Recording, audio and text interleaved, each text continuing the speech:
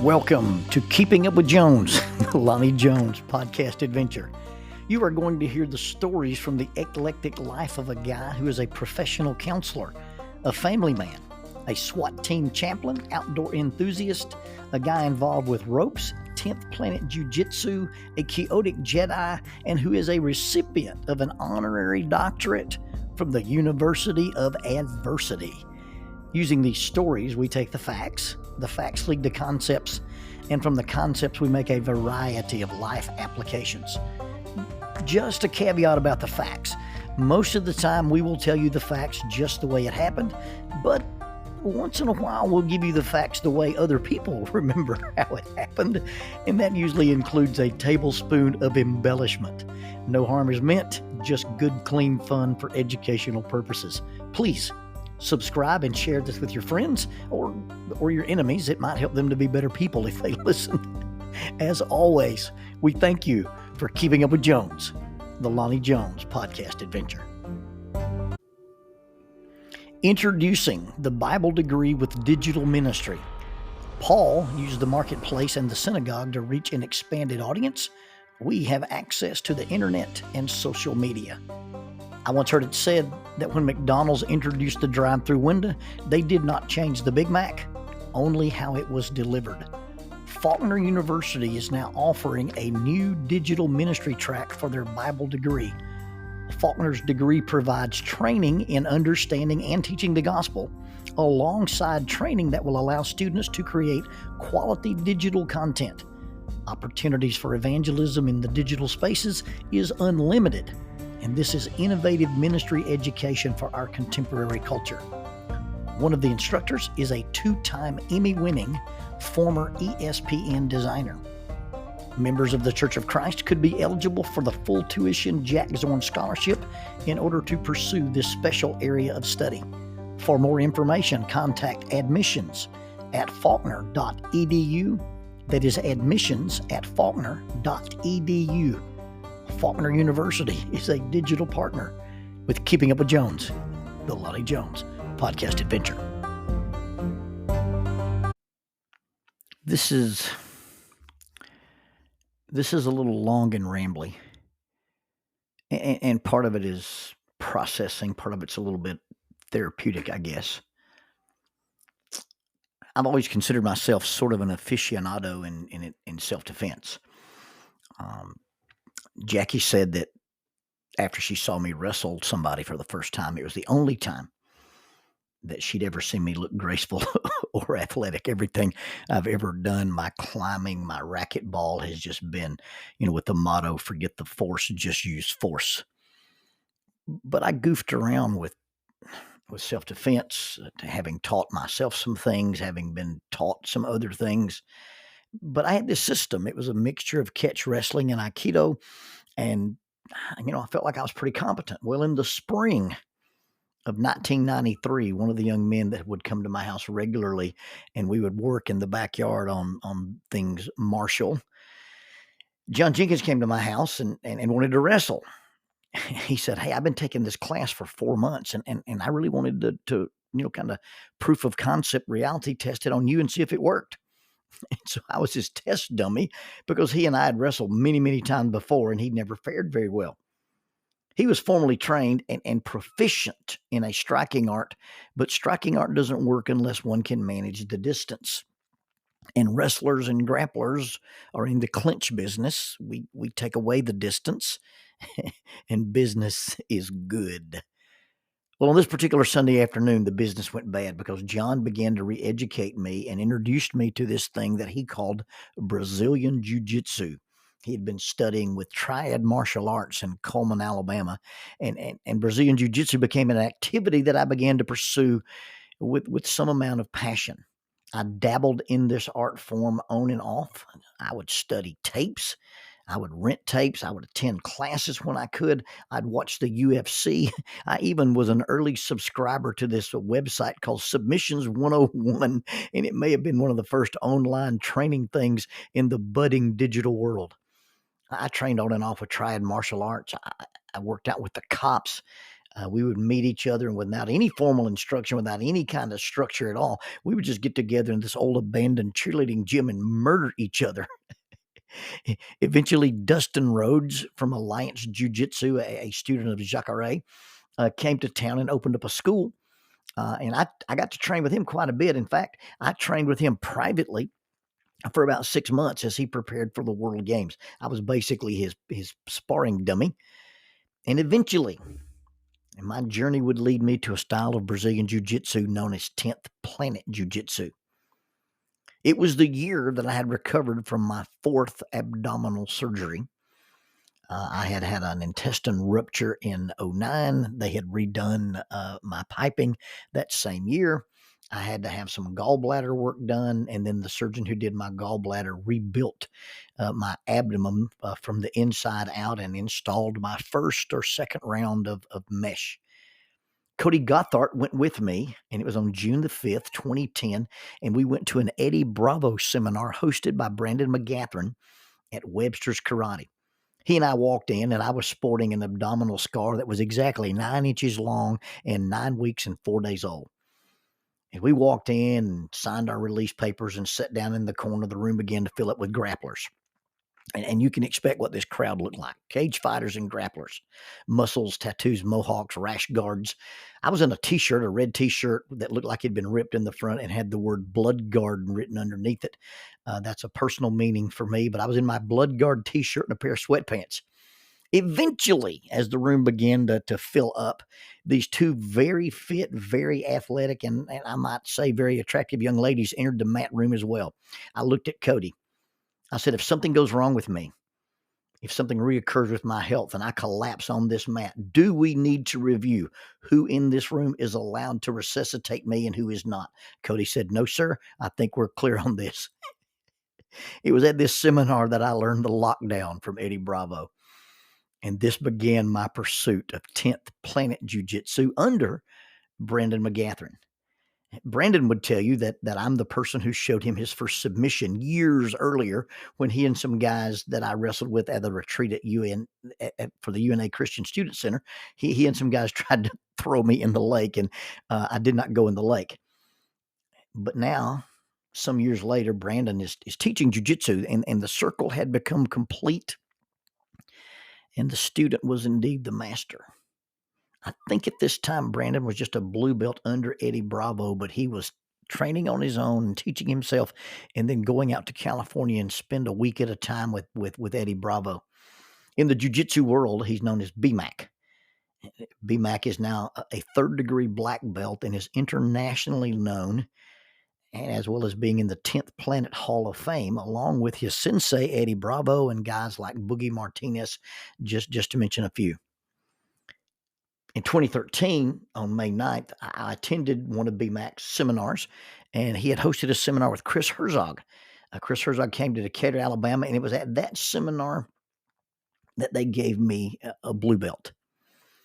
I'd experienced a few more problems with my guts, but I kept training as much as I could. I would show up every now and then to what we call the cop gym. Jerry King and Charles Brooks was working out with Dustin Rhodes, and they were kind of partnering with this mixed martial arts gym. They were doing some actual cage fighting, and then they were training. I think Dustin had a program called Cage Fighter, Street Fighter, and Crime Fighter. In 2019, I got on a really, really good run, and I did a stint where I would go to BMAC's gym in Decatur every week for months. You see, I was working with a contract in Decatur. I would spend half a day over there doing therapy. But I would go the first half of the day and I would do Brazilian Jiu-Jitsu, and the other half I would do the therapy. In my mind, I was getting paid to do Brazilian Jiu-Jitsu. Brandon was experimenting with some online curriculum. He'd showed this move that he called the flow, and then you would progress through a different program each week, and you had to turn in 50 reps of this specific technique. And at the end of the 30-day period, you're going to end up with 200 reps. During that time, I was attending the classes weekly, and I completed the triangle course, the anaconda, the truck course, the leg lock course, and one other. And thanks to some guys who would visit my home gym so I could get in my required reps, guys like Stephen Weber and Troy Farmer and Shay Knops and Wesley Widener, Uh, we were even in North Carolina one time, and I was behind on my reps. And Ben Hayes and I were doing this marriage seminar, and we got back to the hotel that night. I said, Ben, I've got a really weird favor to ask you. I've got to do 25 reps of an inverted entry to a triangle choke, and I need to do that. And we cleared out the furniture in the lobby of our hotel room, and Ben let me put him in a triangle choke 25 times on a non-padded carpeted floor. You can't buy friends like that. It was a good few months. I'd gotten into the depth of my travel series, and then I began to attend less classes, and eventually the contract ended, and I wasn't going over to Decatur very much. I got this random phone call from a young lady named Nakaya. Nakaya is the repeat champion of the women's PGF, and on this phone call, she just simply said, Mr. Lonnie, when are you going to be back in the Monday class? I was vague and told her I really wasn't sure. My schedule was kind of a dumpster fire. And exactly a week later, I get this phone call on a Monday morning. Actually, it was a text, and Brandon said, hey, is there any way you could come to my 1 o'clock class today? And I was like, hey, if you need something, I'll be there.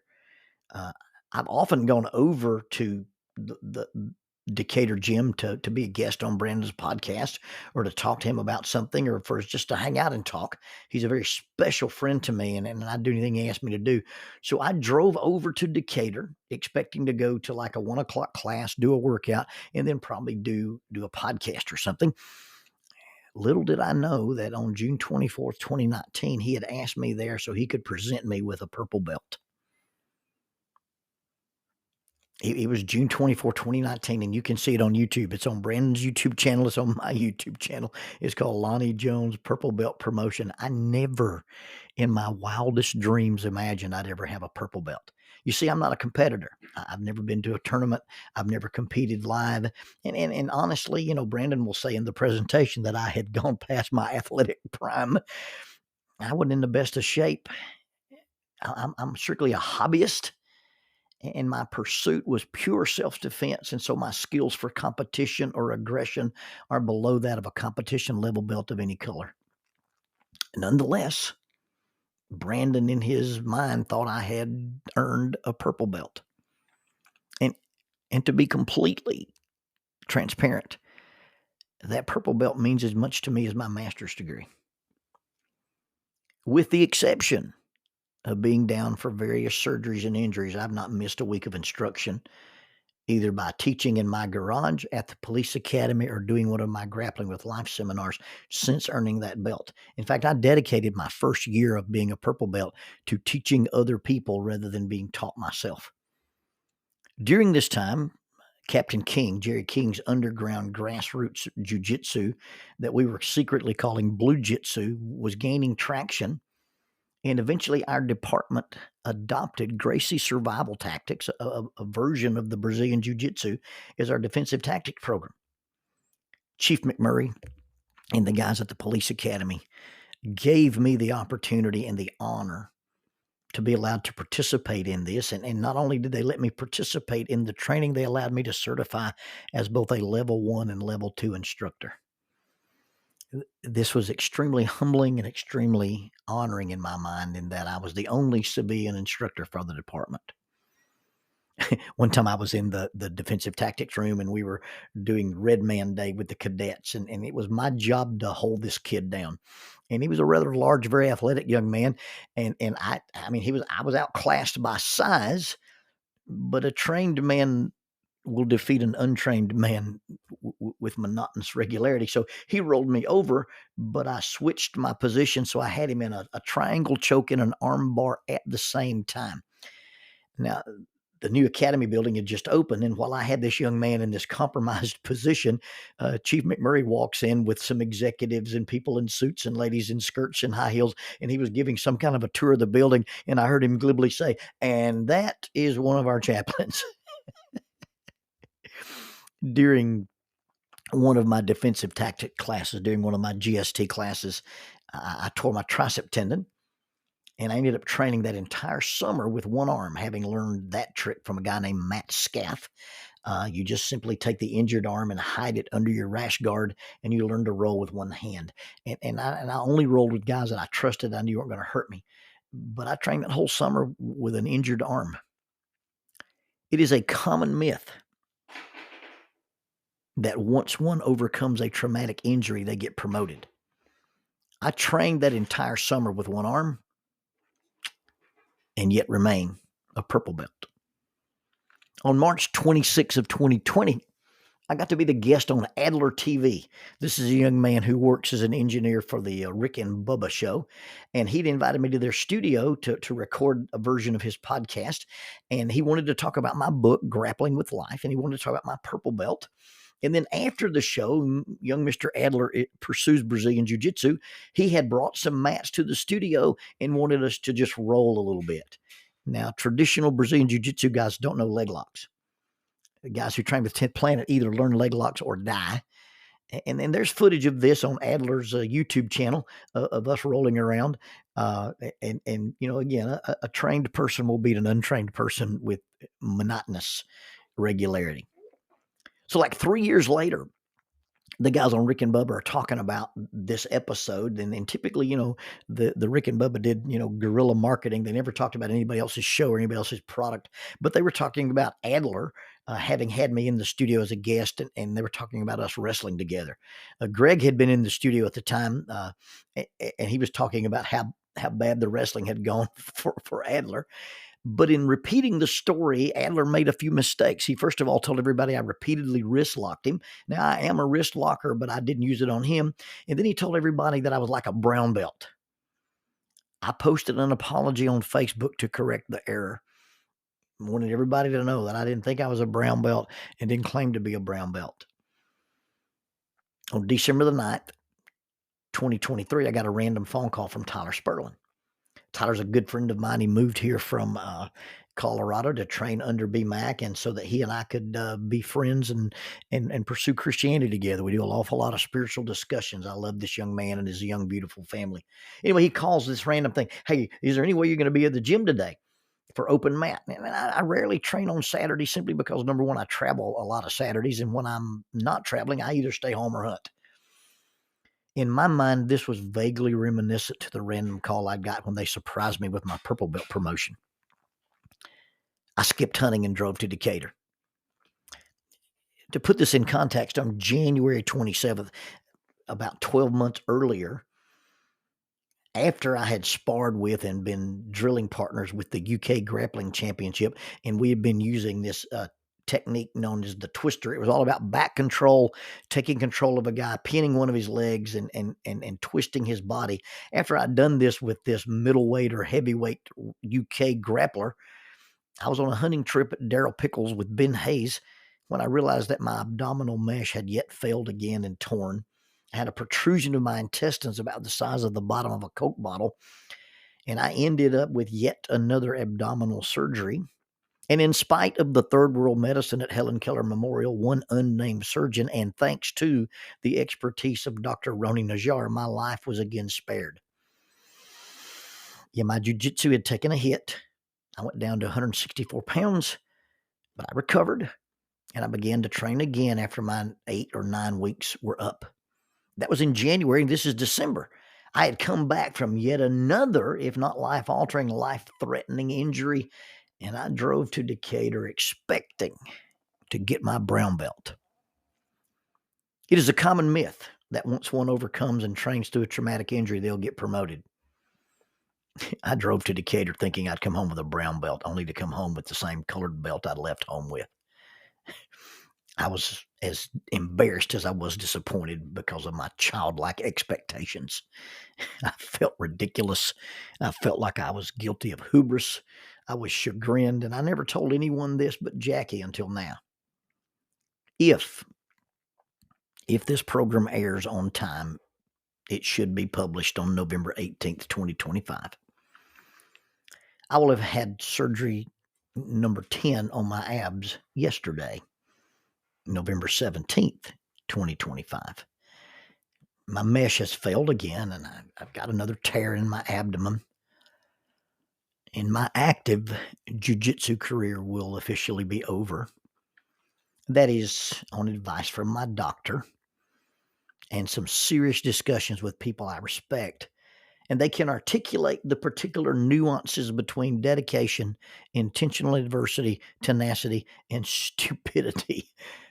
And I'm taking their advice. The last two people to officially roll with me at speed end up being two of my really, really close friends and heroes, Tony Bryant and Jason Brightwell. I won't be doing active jiu-jitsu anymore. I won't be doing jiu-jitsu anymore, at least not in public. I won't lose my purple belt because I stopped training. They won't come and take my purple belt from me. And I really won't lose what I already know. I just won't be using it. I'll give some of my rash guards away. And even though I'll retain the knowledge, at some point the technique will fade. My cardio, and it's a different kind of cardio when you do that kind of thing, my cardio for that kind of thing will diminish. And as other people train longer and other people train harder, the fact that I have a purple belt will be inconsequential. I'll be an inactive purple belt. And at some point, that point will be moot. Having fallen in love with your spouse, chosen to love your spouse, or having been married to your spouse X number of years is of little value if your love, care, kindness, tenderness, willingness to overlook flaws, faults, and failures is not practiced regularly. If you stop being kind and affectionate and caring, if you stop and become inactive, they won't come in and take your marriage certificate away. But having it won't matter. The same is true of being in shape, having saved money, being out of debt, losing weight, or being saved. If you don't continue to practice and actively participate in it, it will likely end up being the same as not having it. Maybe we choose to quit. Maybe we are forced to quit. Maybe we have to quit. Maybe somebody tells us to or makes us quit. Maybe we just got hurt and quit so we wouldn't get hurt again. Trust me, I completely understand that.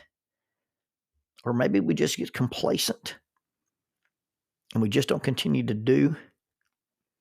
We just start to become inactive and we think we can get by on what we have done, have accomplished, or what things used to be or used to be like. Inactive belt ranks don't retain their sharpness, their discipline, their passion, their fluidity, their ease of movement, or their competence. Inactive spouses, athletes, artists, friends, students, and Christians all suffer the same fate. Now, they've already invited me to drop in by the gym. Brandon's already suggested that I go to Vegas for PGF this year. And Jerry King said, hey, just sometimes show up and hang out. Let me tell you, it's hard to go and not participate. It's hard to be in the room and not be one of them. It's hard to be in the room and not be able to do what they do, be what they are. Oh, listen, they let me teach technique, and no one, and I mean no one, would ever say anything to me or about me if I didn't participate in rolling, what we call live sparring. But I can't do that. I refuse to be a person who talks the talk, but does not walk the walk. Going to the gym will never be the same as being active as a gym member. Going to your house where your family lives will never be the same as going to your home and being a part of or with your family. Attached, attentive, interactive, present, loving, serving. Those are all the live drills of living and loving people. Going to a house of worship will never be the same as being a worshiper. Saying prayers will never be the same as being a prayer or a person of prayer.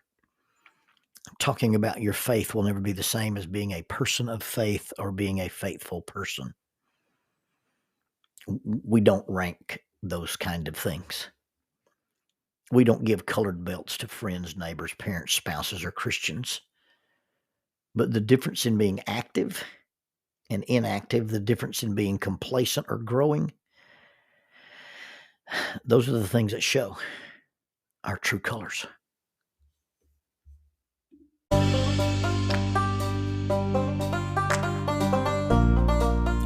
Using the tool of shortwave radio, World Christian Broadcasting literally covers the world every day with the gospel. They use 2 large curtain antennas. One is located in Anchor Point, Alaska, and the other in Madagascar. They send out messages that are recorded at their international home in Franklin, Tennessee. They make available 40 hours of broadcast every day. The broadcasts are made in English, Chinese, Russian, Spanish, Portuguese, Korean, English for Africa, and Arabic. They would love for your group to visit them.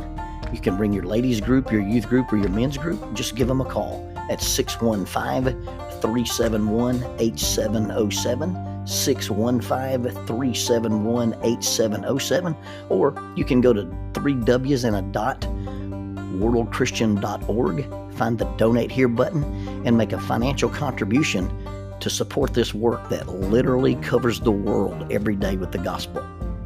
World Christian Broadcasting, in cooperation with Keeping Up with Jones, the Lonnie Jones podcast adventure.